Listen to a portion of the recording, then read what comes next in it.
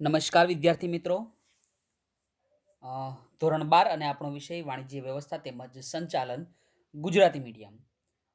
તો મિત્રો અહીંયા વાત કરવામાં આવે તો મારા ખ્યાલથી આપણે એક જે લાસ્ટ ચેપ્ટરની વાત કરવામાં આવે ચેપ્ટર નંબર 6.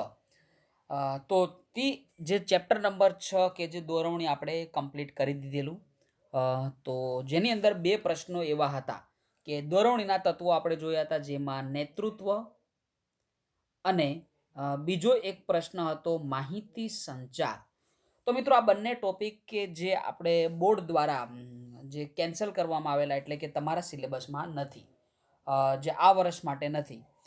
પરંતુ મિત્રો આપણે ભૂલથી આ બંને ટોપિક જે ચાલુ કરી દીધી, જેમાં નેતૃત્વ તો આપણે કમ્પ્લીટ કરેલું, પણ માહિતી સંચાર કે જે આપણે એની શરૂઆત કરી દીધી હતી. પરંતુ હવે આપણે ખ્યાલે આવી ગયું છે કે આ બંને ટોપિક તમારા એક્ઝામની અંદર તમારા સિલેબસમાં નથી. એટલે કે જે આપણું ચેપ્ટર નંબર 6 હતું જે કમ્પ્લીટ થઈ ગયું.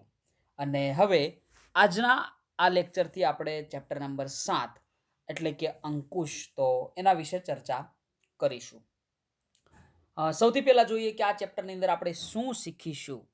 આ ચેપ્ટરની અંદર આપણે અંકુશ, જેનો અર્થ અને લાક્ષણિકતાઓ તેમજ એનું મહત્વ, અને આયોજન અને અંકુશ વચ્ચેનો સંબંધ તેમજ અંકુશ પ્રક્રિયાના તબક્કા. એટલે કે મિત્રો અહીંયા તમે જોઈ શકો કે અંકુશ પ્રક્રિયાના કુલ અહીંયા 5 તબક્કા છે. જેની અંદર વાત કરવામાં આવે તો ધોરણોની સ્થાપના, માહિતી સંપાદન, કામગીરીનું માપન, થયેલી કામગીરીની સ્થાપિત ધોરણો સાથે સરખામણી અને સુધારાલક્ષી પગલાં. તો હવે મિત્રો અહીંયા આપણે જે આ 3 મુખ્ય ટોપિક આપેલા, 3 ટોપિકો વિશે ચર્ચા કરીશું. સૌથી પહેલા આપણે જોઈએ અંકુશ. યસ, કે જે તમે તમારી બુક્સની અંદર શરૂઆતના પેજમાં જ જોઈ શકો આ ચેપ્ટરની. તો સૌથી પહેલા મિત્રો અહીંયા આપણે ચર્ચા કરીશું અંકુશ વિશે. અંકુશ એટલે કે કંટ્રોલિંગ. સંચાલનની પ્રક્રિયામાં ક્રમની દ્રષ્ટિએ આયોજન એ પ્રથમ કાર્ય છે અને અંકુશ એ છેલ્લું કાર્ય, એટલે કે છેવટનું કાર્ય. તો મિત્રો આપણે પહેલા પણ આ વસ્તુ જોઈ લીધી હતી કે જે આયોજનની અંદર વાત કરવામાં આવે સંચાલનની અંદર, તો આયોજન કે જે સૌથી પહેલું કાર્ય સંચાલનનું, જ્યારે અંકુશ કે જે અંતિમ એટલે કે છેવટનું કાર્ય છે. ટૂંકમાં આયોજન એ સંચાલન પ્રક્રિયાનું પ્રથમ સોપાન છે અને અંકુશ એ છેલ્લું સોપાન છે. એટલે કે આયોજન જે પ્રથમ કાર્ય અને અંકુશ કે જે છેલ્લું કાર્ય. આયોજન મુજબ કાર્ય નક્કી થાય. તો મિત્રો જે પણ કાર્ય આપણે કરવાના, કે જે સૌથી પહેલા આપણે આયોજન કરવું પડે અને આયોજન મુજબ આપણે કાર્ય નક્કી થાય. વ્યવસ્થા તંત્રમાં તે મુજબ સત્તા અને જવાબદારીની સોંપણી થાય. એટલે કે જે રીતે આપણે કાર્ય નક્કી કરેલું હોય આયોજન મુજબ, એ પ્રમાણે આપણે સત્તા અને જવાબદારીની સોંપણી કરીશું. આમ કામગીરીની શરૂઆત થાય ત્યારથી જ અંકુશનું કાર્ય પણ શરૂ થાય છે. એટલે કે મિત્રો જ્યારે પણ જે કહેવાય કે કામગીરી શરૂ થાય સંચાલનની, એની સાથે અંકુશનું કાર્ય પણ શરૂ થઈ જાય અને સંચાલનમાં થતા કાર્યોની પ્રગતિ, તેમની આયોજનમાં નક્કી થયેલા ધોરણો સાથેની સરખામણી અને આવતા વિચલનોની જાણકારી મેળવવાનું કાર્ય અંકુશ કરે છે. એટલે કે મિત્રો અહીંયા તમે જોઈ શકો કે સંચાલનમાં થતા કાર્યોની પ્રગતિ, એટલે કે કયા કાર્યો અત્યારે થઈ રહ્યા તેના વિશેનો ખ્યાલ, તેમની આયોજનમાં નક્કી થયેલા ધોરણો સાથેની સરખામણી. એટલે કે મિત્રો આપણે આયોજન કરતી વખતે જે પણ ધોરણો નક્કી કરેલા હોય એની આપણે સરખામણી કરીશું. અને આવતા વિચલનો, એટલે કે સમજો કે આપણે જે પણ આયોજન કરેલું હોય અને એ પ્રમાણે સમજો કે આપણને પરિણામ ન મળે, એટલે કે વિચલન એટલે કે સમજો કે જે આપણે આયોજન કરેલું હોય પ્રમાણે ન થતું હોય, તો આ સ્થિતિમાં આપણે શું કરવું પડે, અહીંયા અંકુશનું કાર્ય થાય અને આવા વિચલનોની માહિતી મેળવી તેમને દૂર કરવા અને સુધારાલક્ષી પગલાં લેવાનું કાર્ય અંકુશનું છે. તો મિત્રો અહીંયા આપણે જોયું સૌથી પહેલા અંકુશની એક જે કહેવાય કે ઇન્ટ્રો પેરા હતું, અને એના પછી આપણે અંકુશનો સામાન્ય અર્થ જોઈશું. તો જોઈએ અહીંયા અંકુશનો સામાન્ય અર્થ. અંકુશ એટલે એકમમાં કયા કાર્યો થઈ રહ્યા છે તે નક્કી કરવું. તો મિત્રો જે કહેવાય કે અંકુશની અંદર તમે એકમની અંદર કયા કાર્યો થઈ રહ્યા તે નક્કી કરવું, થઈ રહેલા કાર્યોનું મૂલ્યાંકન કરવું, એટલે કે જે પણ કાર્યો આપણા થઈ રહ્યા હોય એનું મૂલ્યાંકન કરવું, એટલે કે એના ઉપર નિરીક્ષણ કરવું, જરૂર લાગે તો સુધારાલક્ષી પગલાં લેવા કે જેથી યોજના મુજબ કાર્ય થાય. તો મિત્રો જ્યારે પણ અંકુશની વાત કરવામાં આવે તો અંકુશની અંદર એકમના કયા કાર્યો થઈ રહ્યા હોય આ કાર્યોને નક્કી કરવા પડે અને સાથે સાથે જે પણ કાર્યો થઈ રહ્યા હોય તેનું મૂલ્યાંકન પણ કરવું પડે. આયોજન ધ્યેય નક્કી કરે અને અંકુશ તેને અસરકારક બનાવે છે.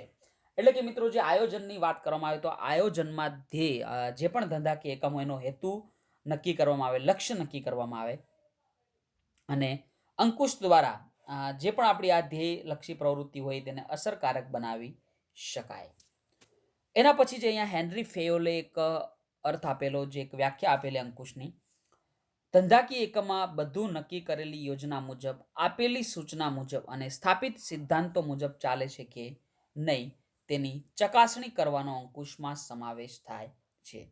એટલે કે મિત્રો જે ધંધાકીય એકમની અંદર આપણે જે પણ યોજના બનાવેલી હોય, આપણે જે પણ સૂચના આપેલી હોય, આ સૂચના મુજબ અને જે સ્થાપિત સિદ્ધાંતો મુજબ કાર્ય થાય કે નહીં તે ચકાસણી કરવાનો સમાવેશ અંકુશમાં થાય અને તેનો હેતુ નબળાઈઓ અને ભૂલો શોધી કાઢવાનો પણ છે.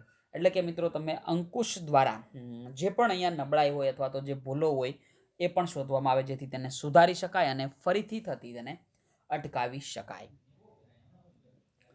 એના પછી એક વ્યાખ્યા આપવામાં આવી પીટર એફ ડ્રકરના જણાવ્યા મુજબ. તો પીટર એફ ડ્રકર અહીંયા વ્યાખ્યા આપી કે અંકુશ એટલે પ્રયત્ન અને પરિણામ, સાધન અને ઉદ્દેશ વચ્ચે સમતુલા સાધવાનું કાર્ય કે જે આપણે કહી શકાય કે અંકુશ. અને ટૂંકમાં પૂર્વ નિર્ધારિત ધોરણો પ્રમાણે કાર્યો થતા રહે તે પ્રવૃત્તિઓનું નિયમિત કરવું એ અંકુશનું હાર્દ છે. તો મિત્રો અહીંયા આપણે જે કહેવાય કે અંકુશની વ્યાખ્યા અને અંકુશનો અર્થ, અલગ અલગ અંકુશના અર્થ અહીંયા આપેલા હતા. સામાન્ય અર્થ જે આપણે એની ચર્ચા કરી. તો અહીંયા હું તમને 2 થી 2.5 મિનિટનો સમયગાળો આપું જેની અંદર તમે અંકુશનો ઇન્ટ્રો પેરાની સાથે સાથે એનો અર્થ વાંચી લેજો. So please friend continue it.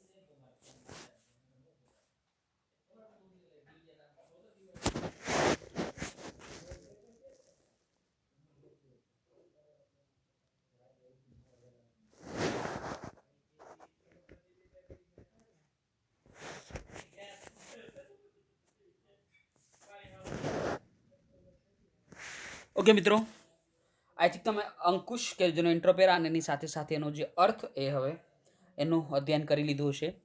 હવે આપણે અહીંયા આગળ વધીશું અંકુશના જે લાક્ષણિકતાઓ હતા એના તરફ, કે તમે અહીંયા જોઈ શકો અંકુશનો અર્થ, એની લાક્ષણિકતાઓ અને એનું મહત્વ. તો હવે આપણે અહીંયા થોડા આગળ વધીશું જેની લાક્ષણિકતાઓ વિશે. તો જે તમે પેજ નંબર 77 અને પેજ નંબર 78 ઉપર જોઈ શકો કે એની જે આ 10 લાક્ષણિકતાઓ અને એના પછી અંકુશનું મહત્વ. તો આજે આપણે આ જે અંકુશની 10 લાક્ષણિકતાઓ છે એના વિશે ચર્ચા કરીશું. જેમાં સૌથી પહેલી લાક્ષણિકતા આયોજન સાથે સંબંધ. એટલે કે સંચાલનનું પ્રથમ કાર્ય શું? તો આયોજન. તો મિત્રો અંકુશનો સંબંધ આયોજન સાથે રહેલો છે. એટલે કે આયોજન અને અંકુશ બંને એક સિક્કાની બે બાજુ સમાન છે. આયોજન યોજના ઘડવાનું કાર્ય કરે છે અને અંકુશ યોજના મુજબ જ કાર્ય થાય છે કે નહીં તે જોવાનું કાર્ય કરે છે. તો મિત્રો અહીંયા તમે જોઈ શકો કે જે આયોજનની વાત કરવામાં આવે તો આયોજન દ્વારા યોજનાઓ ઘડવામાં આવે અને અંકુશ યોજના મુજબ કાર્ય થાય કે નહીં તે જોવાનું કાર્ય કરે છે. જેથી આયોજન અને અંકુશ જોડિયા બાળકો સમાન છે. આયોજન વિના અંકુશ શક્ય નથી. તો મિત્રો આપણે ખાસ યાદ રાખીશું કે આયોજનની અંદર જે કહેવાય કે જે પણ યોજના હોય એ ઘડવાનું કાર્ય થાય અને આ યોજના મુજબ કાર્ય થાય કે નહીં આ જોવાનું કામ કોનું તો અંકુશનું. અને આ બીજી વસ્તુ કે આયોજન અને અંકુશ બંને જોડિયા બાળકો સમાન એટલે કે આયોજન વિના અંકુશ અશક્ય બને છે. એના પછી એની બીજી લાક્ષણિકતા એટલે કે અંકુશ એ દરેક સપાટીએ થતું કાર્ય. તો આપણને ખબર છે કે જે પણ અહીંયા વાત કરવામાં આવે કે ઔદ્યોગિક એકમને અથવા તો કોઈ પણ ધંધાકીય એકમની જે 3 સપાટી આપણે જોઈ હતી, ઉચ્ચ સપાટી સંચાલન, મધ્ય સપાટી સંચાલન અને તળ સપાટી સંચાલન. તો આ દરેક સપાટીએ કે જે આ અંકુશનું કાર્ય થતું હોય, અંકુશનું કાર્ય સંચાલનની દરેક સપાટીએ થાય છે. તે કોઈ એક વિભાગ કે ખાતા પૂરતું મર્યાદિત નથી. અંકુશનું કાર્ય સંચાલનની દરેક સપાટીએ અધિકારીઓ કે હોદ્દેદારો દ્વારા તેમના તાબેદારો અને કર્મચારીઓ પર કરતા હોય છે. તો મિત્રો જે પણ ત્રણેય સપાટીની વાત કરવામાં આવે કે જ્યાં અધિકારીઓ અને જે કહેવાય કે હોદ્દેદારો કામ કરતા હોય તો તેમની અંડરમાં તાબેદારો અને કર્મચારીઓ હોય. તો આ કર્મચારીઓ અને તાબેદારો ઉપર શું કરવામાં આવે અંકુશનું કાર્ય કરવામાં આવે. અંકુશના પ્રમાણમાં વધારો ઘટાડો એ સંચાલનની સપાટી પર આધાર રાખે છે. એના પછી અહીંયા એક ત્રીજી મહત્વની લાક્ષણિકતા કે સતત પ્રક્રિયા એટલે કે જે કહેવાય કે અંકુશ એ સતત ચાલતી પ્રક્રિયા છે. જોઈએ એના વિશે કે એકમની પ્રવૃત્તિઓ ઉપર એકવાર અંકુશ રાખ્યા પછી કાયમ માટે બધું આયોજન પ્રમાણે થશે તેવું માનવું ભૂલ ભરેલું છે. એટલે કે મિત્રો અહીંયા તમારે એવું હોય કે તમે એક જ વાર અંકુશ રાખો એટલે પછી કંઈ વાંધો નહીં આવે તો આ તમારી એક ભૂલ છે. એટલે કે તમારે અંકુશ એ સતત રાખવું પડે.